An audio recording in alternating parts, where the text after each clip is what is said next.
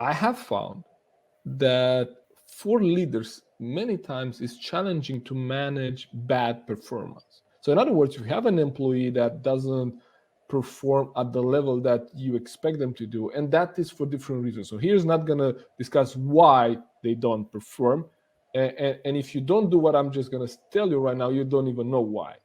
But the challenge is that as leaders, we don't tell our people when we're not happy or we're not satisfied with results. Like what happens is that most often the leader will pick up the task and then kind of redo it themselves, or polish it or change it, and then say, well, now it's good enough, and then okay, it's done.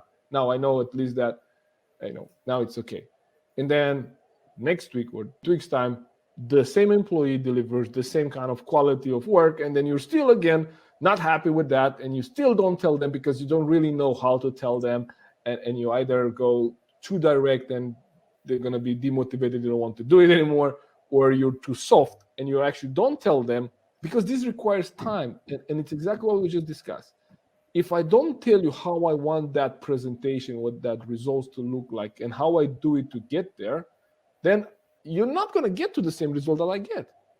You're probably never going to get there. And if I'm not telling you that, and if I'm not setting the expectation, if I'm not taking the time to sit with you and explain, okay, so here's how I would do it. So I would move this way, and I would add this one, and I will coach them in the process. So many times leaders do not give that kind of feedback.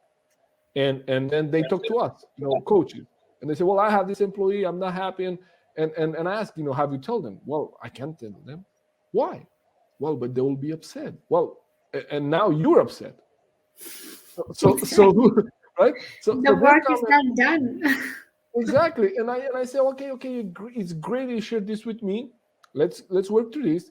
But if you share this only with me and you never share with your employee, they'll never know what's going on. And what happens is, like 6 months down the road, they get fired, or they get, they let go of the person, or they move the person in another role, and they will wonder why. What happened? Yeah.